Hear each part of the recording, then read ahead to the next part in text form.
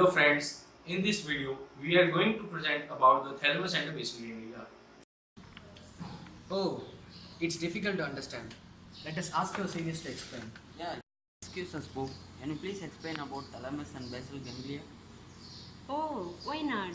Just have a seat.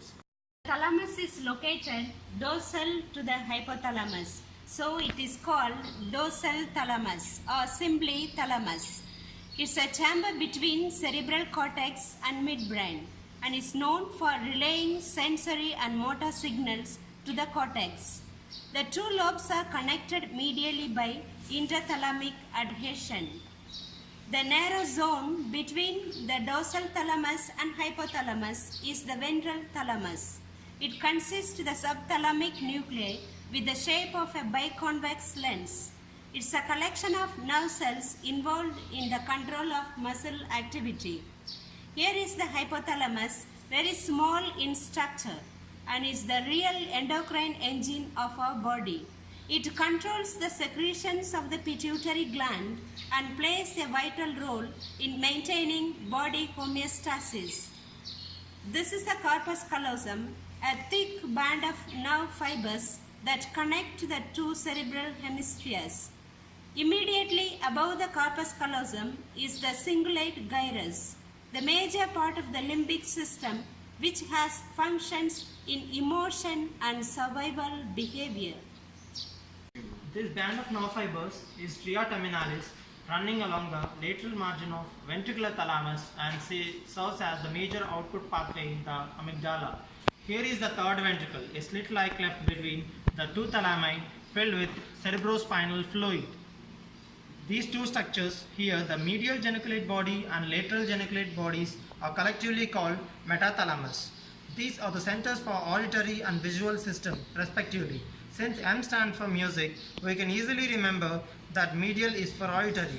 Optic radiation is the nerve path from the lateral geniculate body to the visual cortex, also known as geniculocalcarine tract.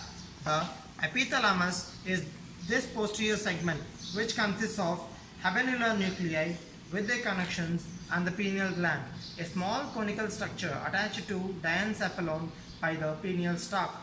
The superior part of the base of pineal stalk contains the habenular commissure and the inferior part contains the posterior commissure.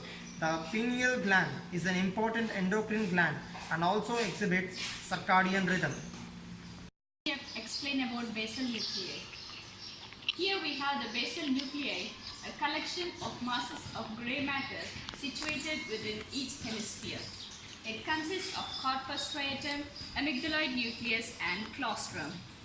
The corpus striatum is situated lateral to the thalamus and is divided by a band of nerve fibers into caudate nucleus and lentiform nucleus. This band of nerve fibers is the internal capsule of white matter structure involved in the high concentration of both motor and sensory projection fibers. This is the caudate nucleus, a large sheet-shaped mass of grey matter. It has a large and rounded head, the body which is long and narrow, and the long and slender tail that terminates anteriorly in the amygdala. This amygdala is responsible for detecting fear and preparing for emergency events. Here we have the lentiform nuclei, a wedge-shaped mass of grey matter just lateral to the internal capsule which comprises the putamen and globus pallidus. This putamen is the large darker lateral portion while globus pallidus is the inner pale portion. This paleness of the globus pallidus is due to a high concentration of myelinated nerve fibers. Here is the hippocampus, a curved elevation of grey matter forming the important part of the limbic system that regulates emotions. The hippocampus is concerned with converting recent memory into long-term memory. And that's all about thalamus and basal ganglia. Hope this will help you when you study the topic again. Thank you, Pope.